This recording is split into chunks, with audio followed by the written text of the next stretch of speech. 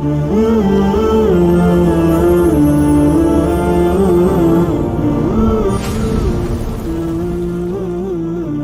کے حوالے سے ایک بات کر لوں. یہ 10 محرم کا روزہ, رسول اللہ صلی اللہ علیہ وسلم نے ارشاد فرمایا کہ عاشورہ کا روزہ مجھے اللہ کی رحمت سے امید ہے کہ 1 سال کے گناہوں کا کفارہ ہے.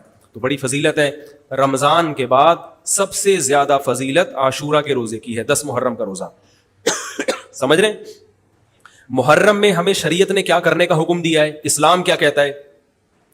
پہلی بات, اسلام یہ کہتا ہے کہ محرم میں روزے رکھنا دوسرے مہینوں کی نسبت زیادہ ثواب ہے. رمضان کے بعد تو زیادہ سے زیادہ روزے رکھیں, اور اسپیشلی 10 محرم کا روزہ 1 سال کے گناہوں کا کفارہ ہے, یہ اور زیادہ ثواب ہے.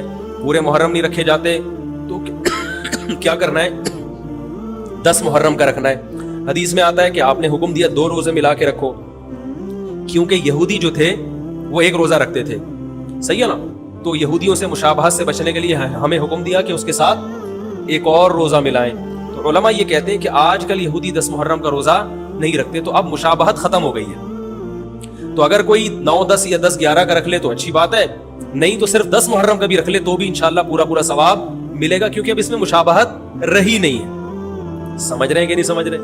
یہ کرنے کا کام ہے. دوسرا کام, محرم میں گناہ دوسرے مہینوں کی نسبت زیادہ, اس کی قباحت زیادہ بڑھ جاتی ہے, کیونکہ 4 مہینے محترم ہیں, شوال, ذیقعدہ, ذیقعدہ, ذی الحجہ, محرم اور رجب. یہ 4 مہینے جو ہیں اسلام میں اشہر حرم کہلاتے ہیں. قرآن کہہ رہا ہے فَلَا تَظْلِمُوا فِيهِنَّ أَنفُسَكُمْ, ان میں اپنی جانوں پہ ظلم مت کرو. یہ ماتم کرنا بھی تو ظلم ہے نا اپنی جان پہ. تو اللہ نے فرمایا ان 4 مہینوں میں اپنی جان پہ ظلم مت کرو. کسی بھی طرح سے ظلم ہو, جسمانی ظلم ہو, روحانی ظلم ہو. جسمانی ظلم ماتم کر کے بھی ہو سکتا ہے, اور انگاروں پہ چل کے بھی ہو سکتا ہے, اپنے آپ کو پیٹ کے بھی ہو سکتا ہے. روحانی ظلم کیا ہے؟ گناہ کر کا. تو نہ گناہ کرنے کی اجازت, نہ کسی اور طرح سے. عام مہینوں میں بھی ظلم کی اجازت نہیں ہے, نہ اپنے اوپر اور نہ کسی اور پر. تو ان 4 مہینوں میں ظلم کی نوعیت بڑھ جاتی ہے. سمجھ رہے ہیں؟ یہ ایک محرم کی فضیلت ہے اسلام میں. اور تیسری فضیلت جو محرم کی, جو بعض روایات سے ثابت ہے, یعنی جو فضیلت تو نہیں کہیں گے اس کو, جو محرم میں کرنے کا کام ہے, وہ بعض حدیث میں آتا ہے کہ آپ صلی اللہ علیہ وسلم نے ارشاد فرمایا کہ عاشورہ کے دن اپنے اہل و عیال پر دسترخوان کو وسعت دو, اس سے رزق میں برکت ہوتی ہے. لیکن یہ جو حدیث ہے یہ ضعیف ہے, سند کے لحاظ سے پاورفل اور مضبوط نہیں ہے. بعض علماء نے کہا کہ اس کثرت طرق کی وجہ سے حسن کے درجے کو پہنچ گئی ہے.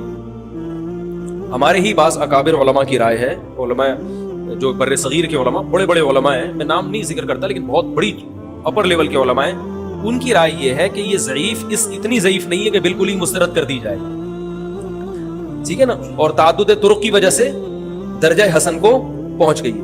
علامہ ابن تیمیہ رحمہ اللہ تعالی, جن کو سعودی عرب میں بہت فالو کیا جاتا ہے, ان کی رائے اور سلفی علماء کی رائے, جو سعودی عرب کے العثیمین, بن باز وغیرہ تھے, ان کی رائے یہ کہ یہ حدیث بالکل صحیح نہیں ہے, اور اس کی کوئی حیثیت نہیں ہے کہ دسترخوان کو وسیع کیا جائے اور عاشورہ کے دن کھانا کھلایا جائے. سمجھ رہے کہ نہیں سمجھ رہے؟ لیکن جو دوسری طرف معتدل علماء, معتدل سے مراد میں ان کو برا نہیں کہہ رہا, لیکن وہ انہوں نے حدیث کی جو, اب اگر آپ سندوں کی تحقیق کریں گے تو اس کو بالکل من گھڑت قرار دینا درست نہیں ہے. اگر سندوں کی تحقیق کریں گے تو ایسا معلوم ہوتا ہے کہ علامہ ابن تیمیہ رحمہ اللہ تعالی, جو ہمارے لیے قابل احترام ہے, انہوں نے اس حدیث کو رد کرنے میں تھوڑا مبالغہ سے کام لیا, غلو کیا ہے. ایسا نہیں ہے کہ بالکل ہی اس کی کوئی ویلیو نہیں ہے. تو ضعیف روایتیں ہیں لیکن کثرت طرق کی وجہ سے درجہ حسن کو پہنچ گئی ہیں. سمجھ رہے کہ نہیں سمجھ رہے؟ اس وجہ سے بعض علماء کی رائے, بلکہ جمہور کی رائے یہی ہے کہ محرم میں اگر کوئی اپنے بچوں کو جمع کر کے اچھا کھانا کھلا دیتا ہے 10 محرم کو, اور یہ حلیم شاید یہیں سے نکلا ہے, کہ اچھا کھانا ہو جائے, تو وہ کہتے ہیں کوئی حرج نہیں ہے. لیکن ایک بات جو دوسرے علماء کہتے ہیں, جو میری بھی سمجھ میں آتا ہے, بلکہ میں نے پہلے کہیں پڑھا تو نہیں, میرا دماغ اس طرف گیا, لیکن اس کی تائید میں علماء کے فتاوی مل گئے. دیکھو, اگر کوئی حدیث ضعیف ہو یا حسن ہو تو صرف حسن ہونا کافی نہیں ہے, یہ دیکھا جائے گا کہ یہ دوسری صحیح حدیثوں سے ٹکرا تو نہیں رہی ہے. یہ بھی فقہ کا اصول ہے کہ اگر ایک کمزور چیز ہے لیکن وہ طاقتور دلیل سے ٹکرا رہی ہے تو پھر اس کمزور چیز کو بالکل رد کیا جائے گا. تو عاشورہ کے دن روزہ رکھنے کا حکم ہے. یہ بالکل بخاری مسلم کی صحیح حدیث سے ثابت ہے.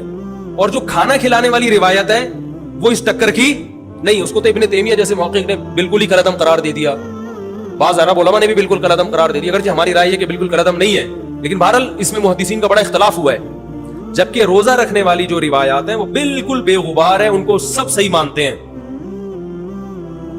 تو کھانا کھلانا اور روزہ جمع بولو بھائی نہیں ہو سکتا, اس لیے کہ اگر وہ روزے کا دن ہے تو کھانے کا دن نہیں ہے, کھانے کا دن ہے تو روزے کا نہیں. ابن تیمیہ رحمہ اللہ تعالیٰ کی رائے یہ ہے کہ بعض لوگوں نے شیعہ کی مخالفت میں غلو کیا ہے.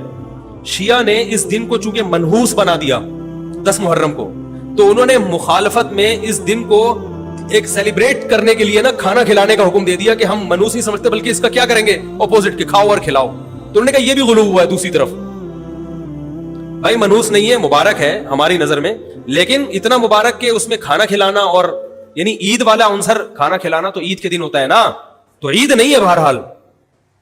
تو یہ بھی بڑی جاندار بات, اگرچہ یہ عقلی دلیل ہے مگر یہ ایسی نہیں ہے کہ بالکل اس کو کالعدم قرار دے دیا جائے.